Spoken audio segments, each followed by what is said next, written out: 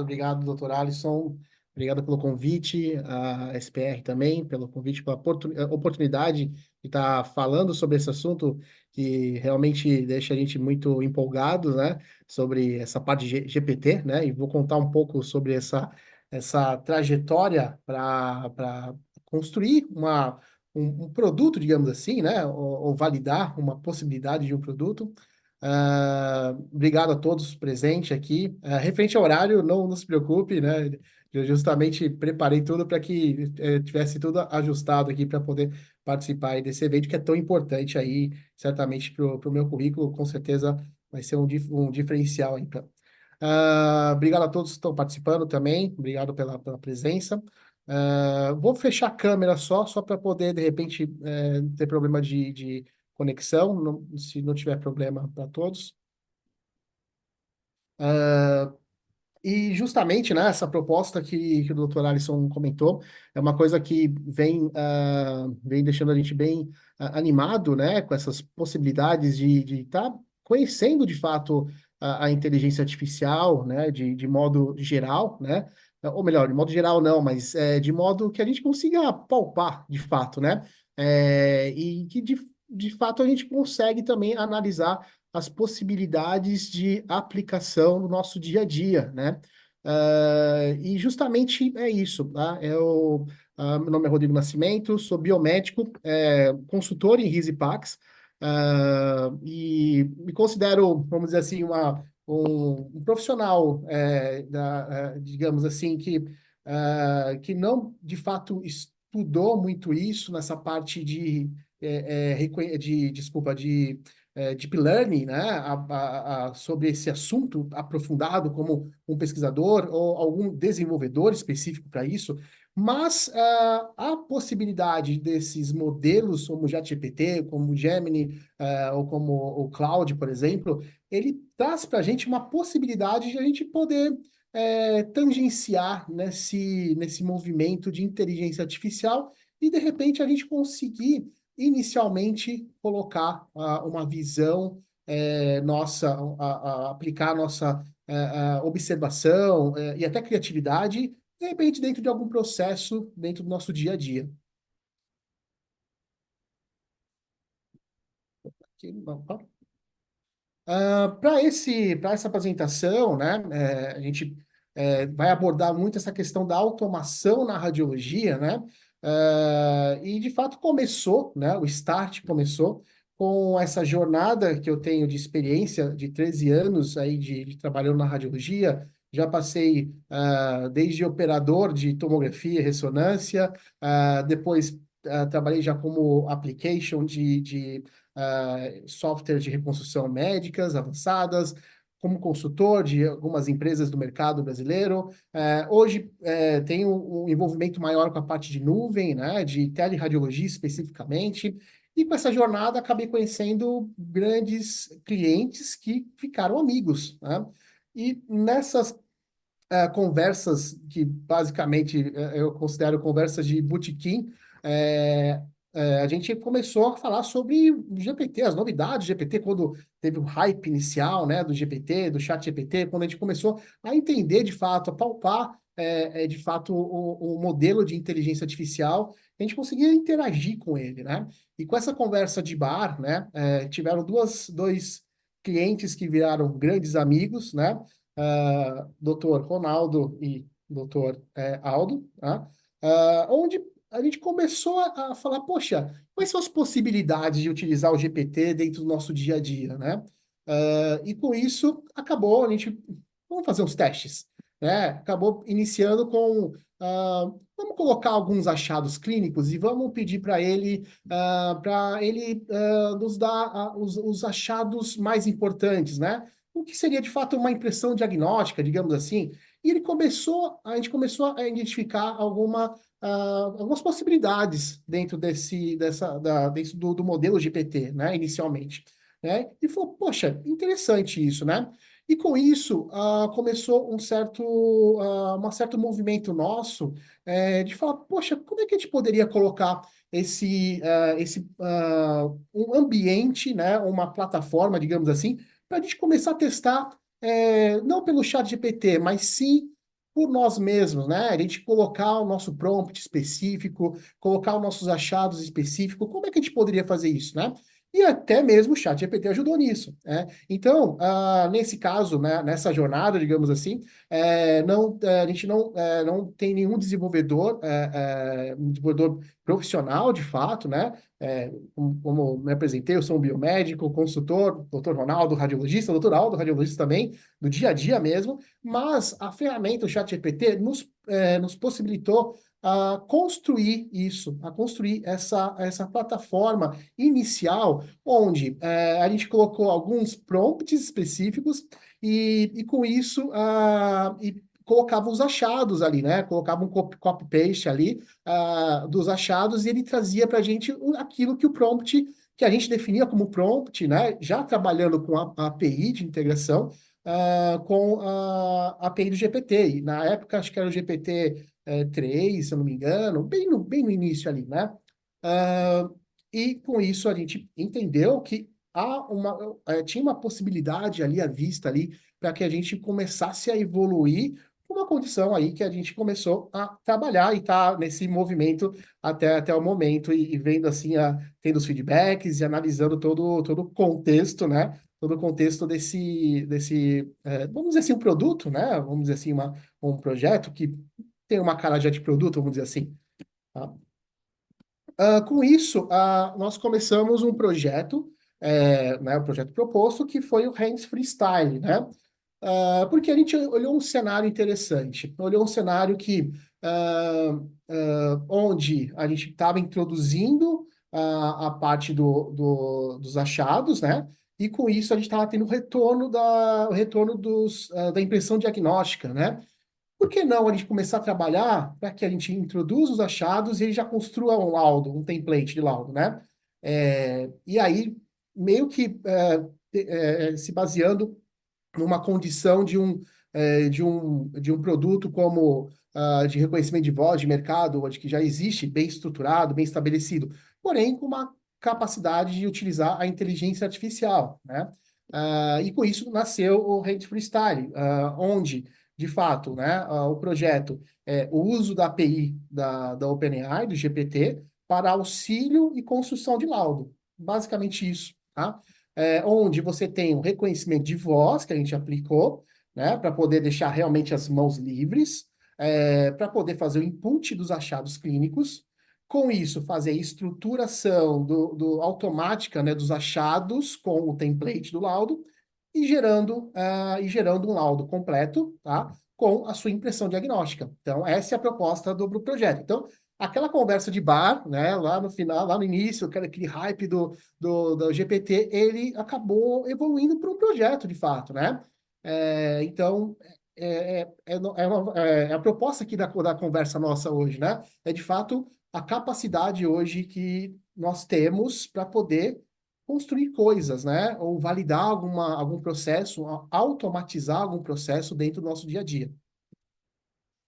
O fluxo do projeto, né, como já comentei ano passado, mas só a gente relembrar aqui, é de fato o input, né, onde você tem um reconhecimento de voz, onde você trabalha somente com os achados clínicos. Então, a ideia aqui é que você somente coloque os achados clínicos da imagem, né, da sua análise ali dentro do estudo, sem precisar colocar ponto, vírgula, parágrafo.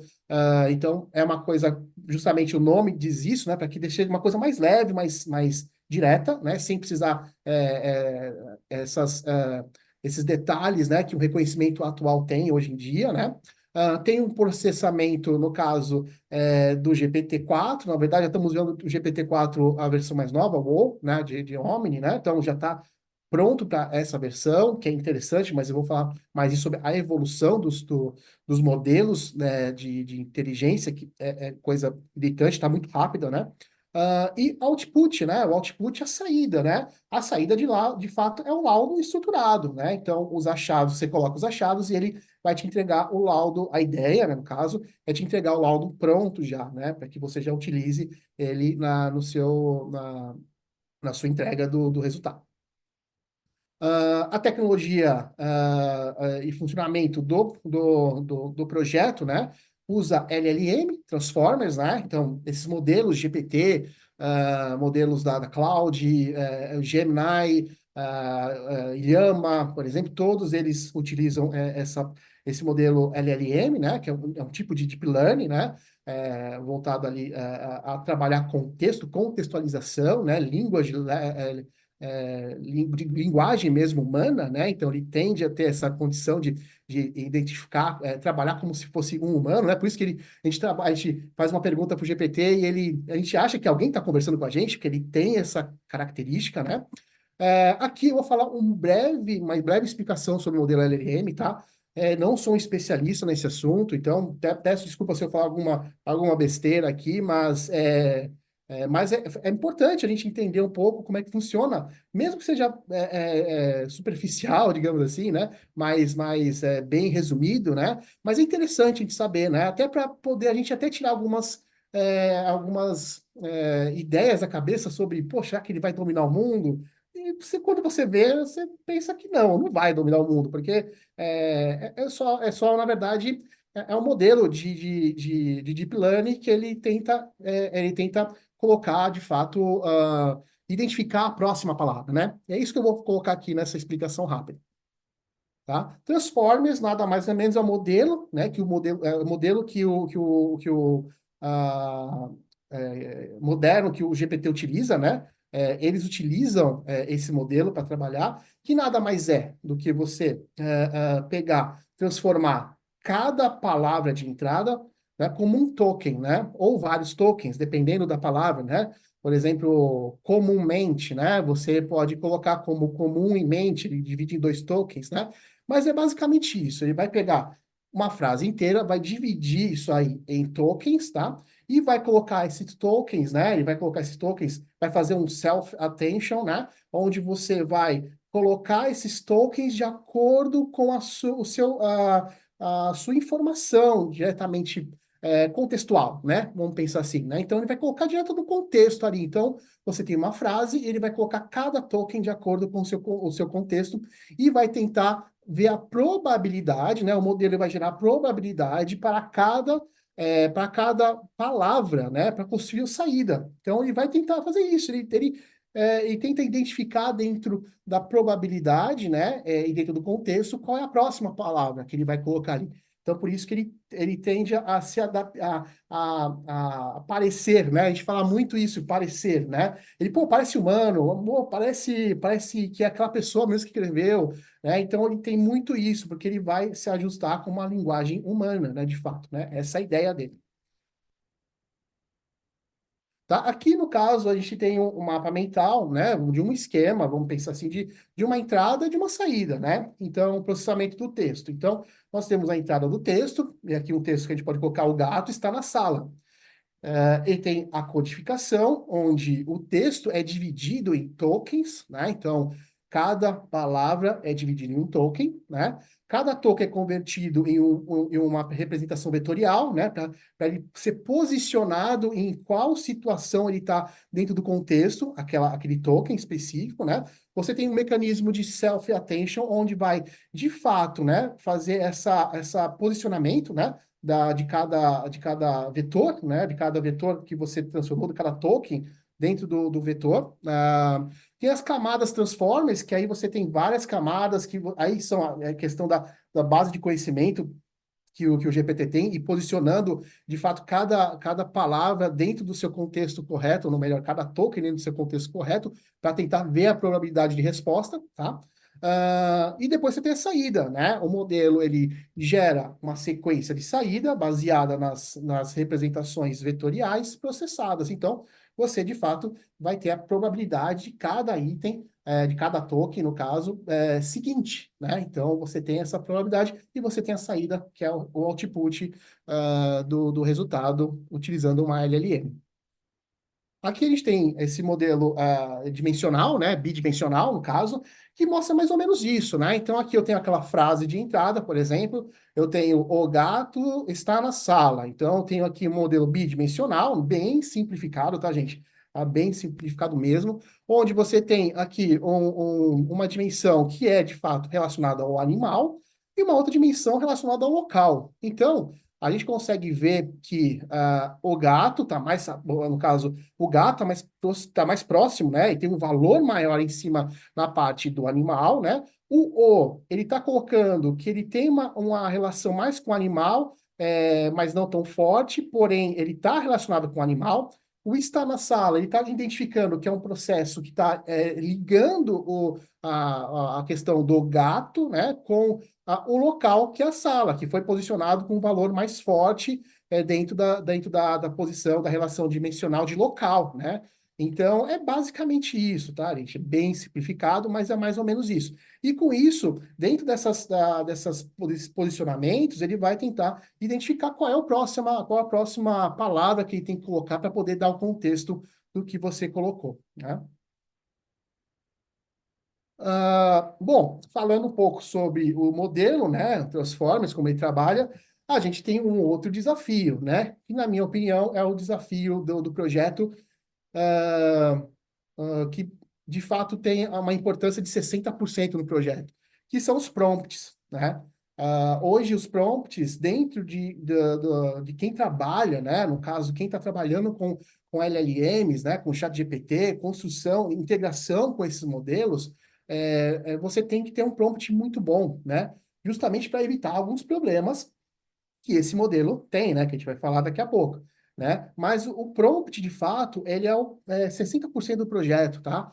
Para um projeto funcionar muito bem, você tem que ter um bom prompt, né? Tem que saber contextualizar muito bem esse prompt, né? E aqui eu vou explicar um pouquinho o que é a minha associação do trabalhar com um prompt, né? Um prompt engineer, né? Tá muito famosa essa frase, né? Essa até tá vindo até uma profissão, né? Prompt engineer, né?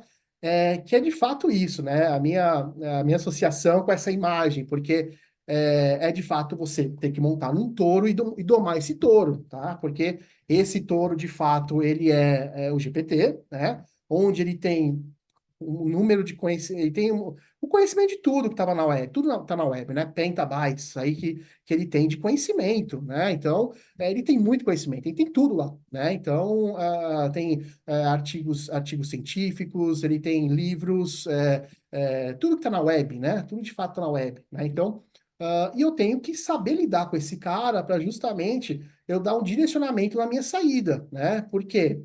É aí que está o grande problema que a gente sempre muita gente já deve ter ouvido falar sobre alucinações do modelo de GPT, por exemplo, né? Ou modelo LLM, né? É aqui que está o segredo, né? O prompt é o que está o segredo, porque você consegue estar limitando ele para poder falar, é isso que você tem que chegar, nesse ponto, né? E aí você tem várias técnicas. Na verdade, é que está aparecendo muita técnica, a cada modelo novo aparece uma técnica nova para poder aplicar nos prompts, né? Mas a questão tá melhorando, tá? Tá melhorando muito, né? Então a gente está vendo uma melhora nessa questão da parte de alucinações, porque você consegue ter uma associação melhor de prompts junto com o modelo, né? Então, basicamente, essa é a minha associação. Deixa eu voltar aqui, não é essa parte aqui agora. E aí, falando sobre alucinações, né? Então, o que de fato são as alucinações, né?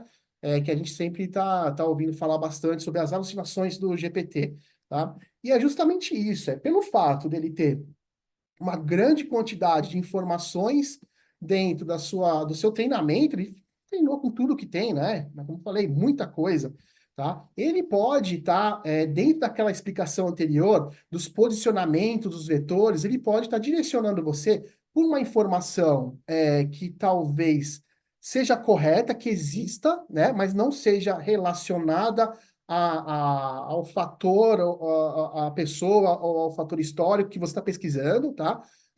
Mas ele pode correlacionar isso como uma situação que está perto ali dessas camadas transformers, por exemplo, e pode trazer isso, tá?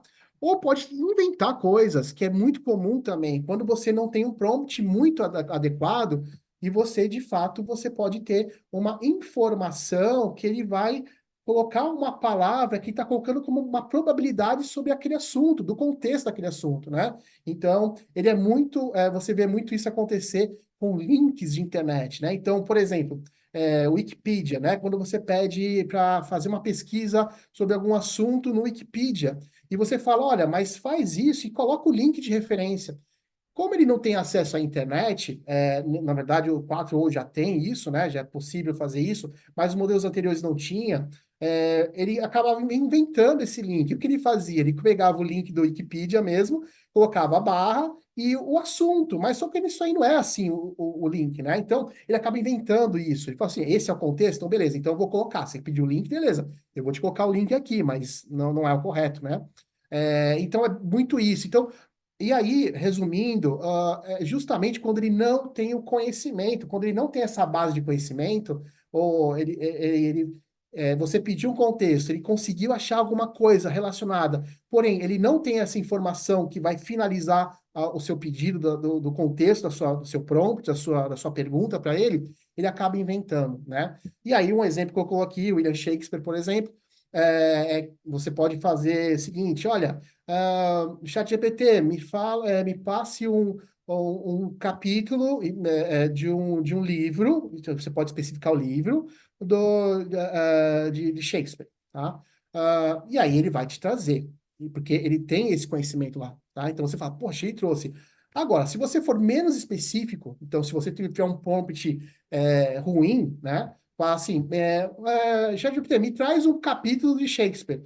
O que ele pode pensar? Ele pode achar um capítulo de Shakespeare, qualquer um, que ele não está sendo referenciado, qual é, porém, ele pode também colocar alguma informação de alguém, por exemplo, de algum outro escritor que tem a mesma característica de escrita do Shakespeare. Ele pode trazer coisa que não é de Shakespeare, porém tem o mesmo contexto, tem a mesma forma de escrita, né? Então, tem a mesma situação de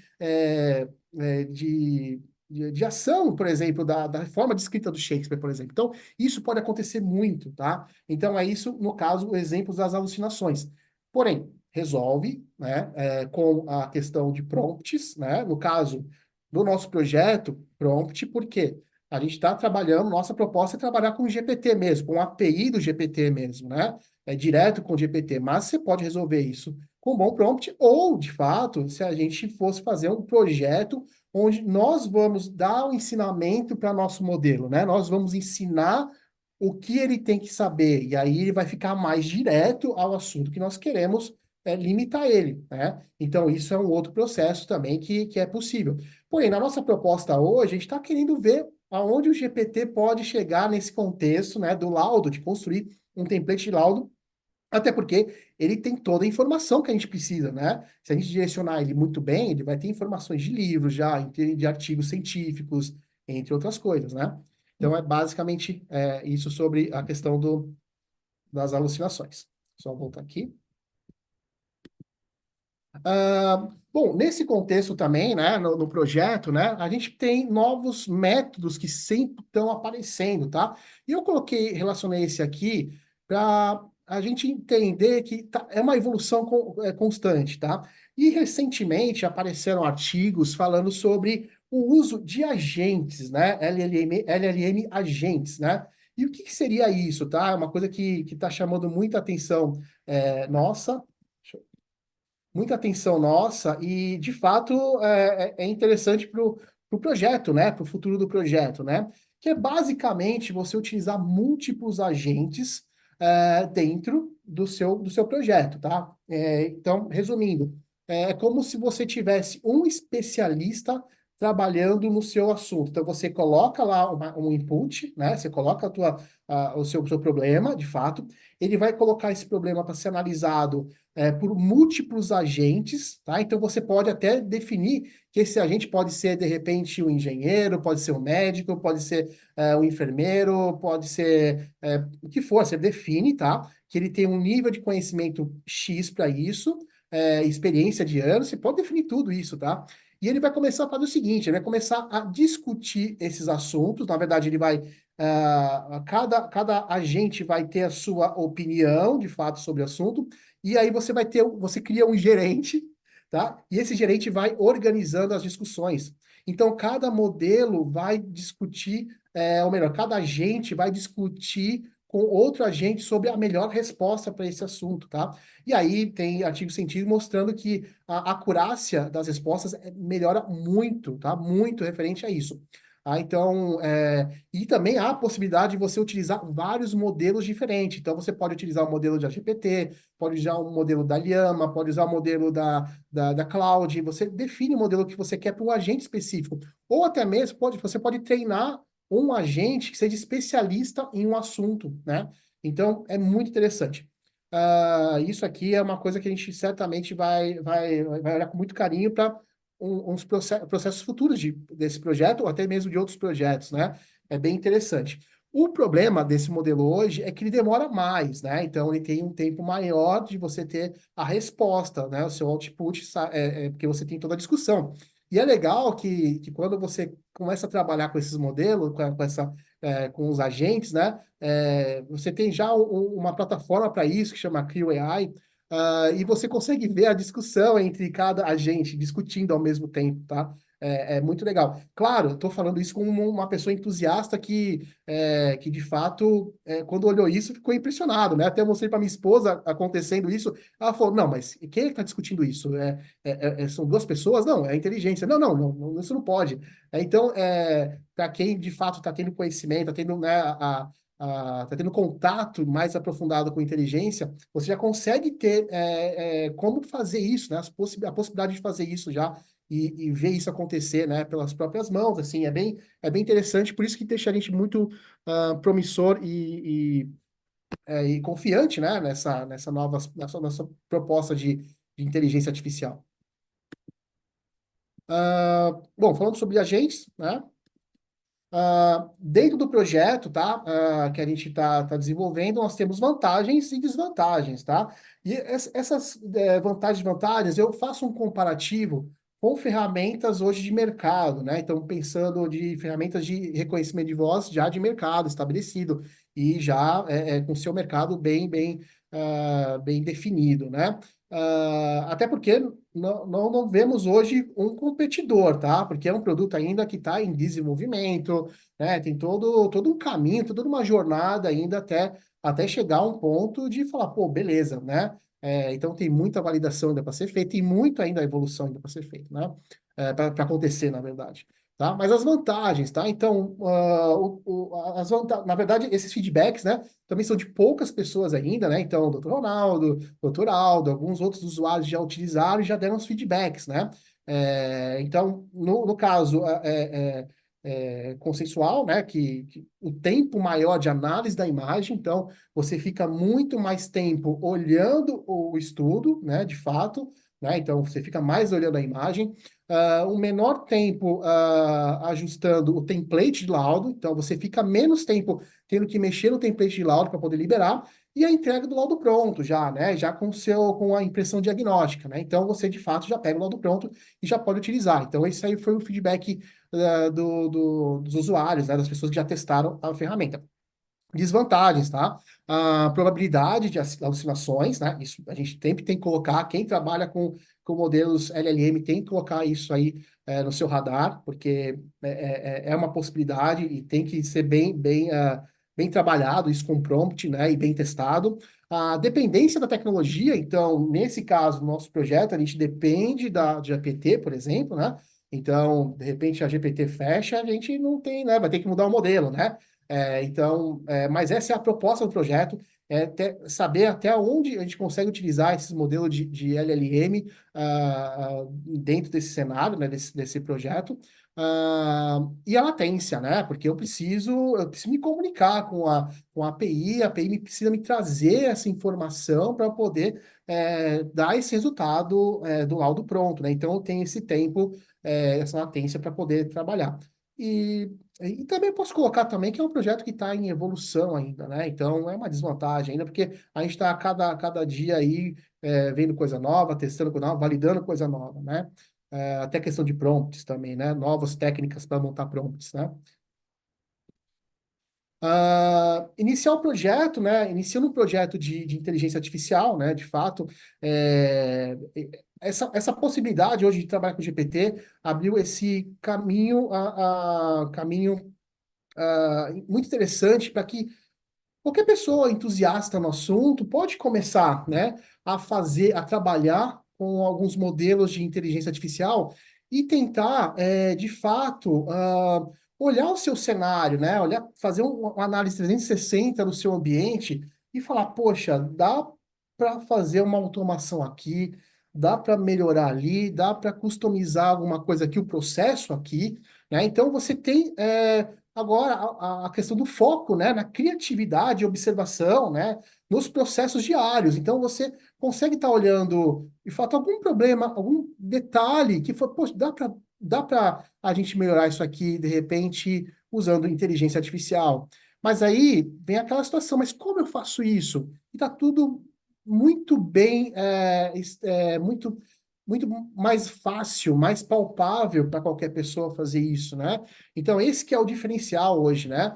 É, claro, não desmerecendo a questão de programadores experientes, né? Não é isso. É, de fato, é você começar o projeto, né? Começar a validar uma situação. E depois, claro, quando evoluir, caso o projeto for para frente, você tem uma condição de levar isso para alguém com mais experiência e falar assim, agora vamos ajustar isso aqui, vamos organizar a casa. Ó, deu certo, vamos organizar a casa agora, né?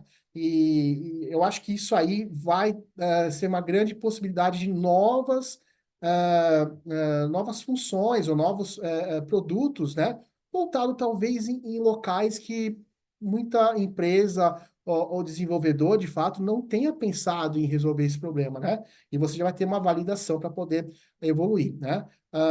Menos expertise necessidade, menos necessidade de expertise inicial de desenvolvimento, né? Como eu falei, não desmerecendo desenvolvedores com expertise, né? Com experiência, porque isso é apenas um processo inicial que eu acho que agregando é bom para todo mundo, tá? Então você tem gente com criatividade e que sabe ter uma observação que consegue colocar uma coisa nova para poder validar, no caso, para depois jogar para um desenvolvedor mais experiente, né? Observação de rotinas diárias, né? Para identificação de oportunidade de automação, né? Aquilo que a gente começou, de poder analisar seu dia a dia e ver, pô, isso aqui dá para a gente automatizar esse processo, né? Validação rápida de ideias com um protótipo simples, né? Então, você pode criar um protótipo e, poxa, ó, deu ideia isso aqui, né? Dá para fazer isso, dá para ajustar, dá para avançar com isso aqui, né? E uso de ferramentas, né? Como, por exemplo, playgrounds, né? Dos modelos, que eles possibilitam hoje a você colocar o seu prompt, estudar o seu prompt que você quer, né? Melhorar ele e colocar alguns recursos, por exemplo, como leitura de imagens, né? Então, Vision, né? Então, você consegue colocar uma imagem, claro, não pode colocar imagem radiológica, porque até ele nem aceita fazer isso, tá? Mas, por exemplo, você pode colocar algum documento ali, né? Claro, tratando ele para poder, de repente, tirar informações de paciente, por exemplo, mas você pode colocar para ele fazer uma leitura de um questionário, você pode colocar para fazer uma leitura de um pedido médico, por exemplo, né? Fazendo as devidas devido tratamento ali da imagem para que você né, tenha parte de segurança. Isso já é possível, tá? Então, as ferramentas hoje de inteligência já te dão essa possibilidade de você começar a validar um processo sem precisar, de fato, ter um ambiente muito preparado ou gastar muito dinheiro para isso, né? Você já consegue fazer uma validação para um protótipo, ou validar um processo dentro do seu cenário. Outras ideias de aplicação, né, que a gente pode colocar aqui, pensando no projeto, nosso projeto, né, a combinação de múltiplos modelos de Deep Learning, por exemplo, né, modelos de LLM com o modelo de Deep Learning CNN, por exemplo. Então, uma possibilidade de você ter os achados, os inputs dos achados feitos pelo radiologista mesmo da imagem e os inputs dos achados feitos pela uma CNN, por exemplo, né? E fazer essa conexão, e fazer essa análise, falar, poxa, o que o radiologista viu aqui, o que a inteligência, né? O que a CNN viu de um lado, né? De repente pode ter alguma coisa interessante, ele pode ser validado algo interessante dentro dessa proposta, né? Isso é uma ideia que a gente pode pensar para o futuro, né? E dentro de outros cenários, por exemplo, né, você tem o fluxo do trabalho de radiologia, né? Então você pode pensar em outros projetos, por exemplo, que façam auxílio na filtragem de pacientes, auxílio em modelos de fila única de estudo, né? Onde você já tem uma base de dados estabelecida, de um sistema de RIS, por exemplo, e você tem as informações do paciente, né? Do laudo do paciente, das informações de pedido médico, né? E olha que eu estou conectando tudo, né? Esse pedido médico pode ter sido avaliado, né? A informação através de um Vision, por exemplo, de uma LLM, né? Você tem a informação, por exemplo, quem é o especialista desse assunto, e você pode fazer essa conexão de uma fila única e já direcionar esse exame já para um médico específico, especialista, né? Então você tem um menor tempo, né? Desse exame chegar no especialista, né? Ah, a questão de análise de imagens, como eu falei, né? Então, você pode analisar um pedido médico, um questionário, né? A impressão sob demanda, de você poder associar uma impressão radiológica que você fez, né? Armazenou e poder fazer a leitura da informação desse paciente e colocar isso aí, essa informação, no caso, né? Vincular essa imagem de impressão no sistema de PACS, por exemplo, no sistema de gestão. Então, tem muita coisa que pode ser feito assim, e a validação desses processos, né, desses fluxos, não está difícil de fazer, né? Você pode fazer o inicial ali, como eu falei na slide anterior, trabalhando com os playgrounds, por exemplo, de cada modelo, né? Então, novamente, né, isso traz para a gente uma condição muito interessante para começar um projeto a qualquer momento, tá? E com custo muito baixo, e sendo criativo e observador, você pode começar um projeto. Importância da segurança, tá? Não posso deixar isso, porque mesmo a gente não tendo aquele conhecimento, expertise mesmo do desenvolvedor, né? Raiz, de fato, a gente tem que se preocupar muito com isso, né? Nos processos, mesmo sendo uma coisa, validação muito simples, né? Então, na importação, na importância da privacidade e segurança, né? Das informações, respeitar as normas de divulgação de informações sensíveis, implementação de medidas de segurança, né? E controle de acesso, né? Então, tem que colocar uma visão de segurança, né? É muito importante você pensar nisso, mesmo que você não tenha um conhecimento aprofundado sobre desenvolvimento, né? Quem é desenvolvedor já sabe isso né? Mas é interessante já pensar um pouco nisso para não ter problemas no futuro, né? E são problemas graves, né? Então, é interessante a gente sempre colocar isso. Ah, chegamos à conclusão, tá? A ideia aqui, claro, não mostrei a ferramenta, mas ter um vídeo aqui do Dr. Ronaldo usando a plataforma. Eu vou deixar disponível também a plataforma para quem queira usar, tá? E qualquer dúvida estou à disposição para poder a gente conversar sobre feedback, sobre possibilidades, tá? Estou totalmente aberto a essa conversa. Mas a ideia também era encorajar novas pessoas a colocar projetos, né, dentro do nosso ambiente, né, da radiologia. Acho que eu estou vendo certo movimento para isso, né, até gente de peso aí da parte de tecnologia, da radiologia, falando um pouco isso. Gente, a gente tem que pensar um pouco mais em coisas mais simples, né, talvez, né, então pensando talvez em coisas muito grandes que vai demorar um pouco mais tempo a chegar. Talvez tenha coisas mais simples a gente poder analisar, que vai dar uma diferença absurda, né, dentro do processo da radiologia, né? É interessante também a SPR, né, na JPR, né, fazendo os desafios, né, os desafios de Deep Learning, que também, com o ChatGPT, acredito que você analisando o desafio, o ChatGPT certamente vai te ajudar, pode te ajudar a construir algumas modelos de treinamento, né, para utilizar, e você tem o Colab, né, para você utilizar, para colocar os seus códigos. Então, tá muito fácil hoje a gente entrar nessa parte de informática, né, de inteligência artificial, e é uma coisa que vai beneficiar muita gente, né? Eu acho que vai dar mais conhecimento e mais possibilidade de criação para muita gente, tá?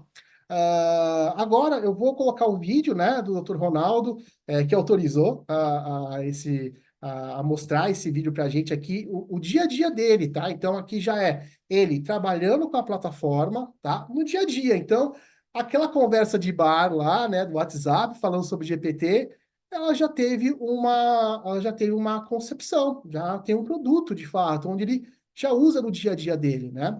Então é isso que eu vou mostrar agora para vocês aqui, colocar o vídeo. Agora uma tomografia, minha área mais. Então, aí agora eu tenho um template. Então, eu vou escolher o template de abdômen pélvico. Então, aqui está o template que eu tenho de abdômen pélvico. Depois eu uso muito. Reconhecimento de voz primeiro. Tomografia de abdômen pélvico realizada com cortes helicoidais de 1 milímetro para avaliação de diverticulite. Fígado com dimensões normais e densidade reduzida, sugerindo esteatose. Vesícula biliar contraída. Baço atrófico com calcificações periféricas. Divertículos em segmentos cólicos sem sinais inflamatórios. Aorta abdominal e artérias ilíacas com diâmetros normais, exibindo placas de ateroma calcificadas parietais. E identificar primeiro ali, ó, reconhecimento de voz rolando. Aqui o template que eu falei. Então, vamos ver. Abdômen pélvico, corte de 10 milímetros, avaliação de verticulite. Dimensões normais, dilatose, vesícula biliar contraída, baço atrófico, calcificações periféricas. Ou seja, 100% de match, nenhum erro. E agora vamos pedir a... Isso aqui é de outro exame que veio antes. Agora pedir a renderização da inteligência artificial. Primeiro tem que fazer o reconhecimento de voz e depois pedir aqui.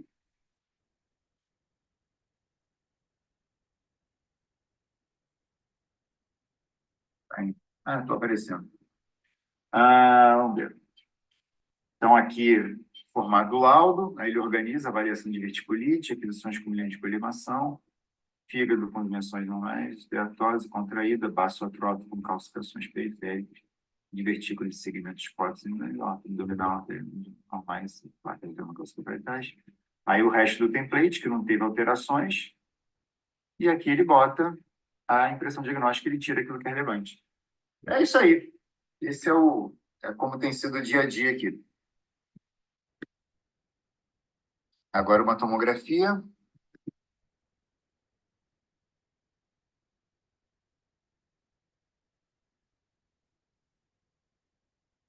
É isso aí, muito obrigado, tá, novamente, pela oportunidade aí de poder apresentar e poder né, falar um pouco sobre esse projeto que está realmente deixando a gente bem contente aí com os resultados.